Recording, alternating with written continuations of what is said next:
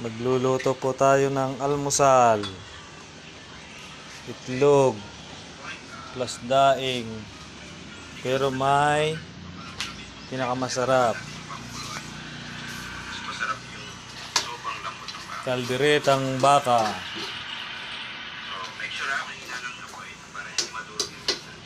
Hinaan mo lang ang apoy daw para hindi masunog.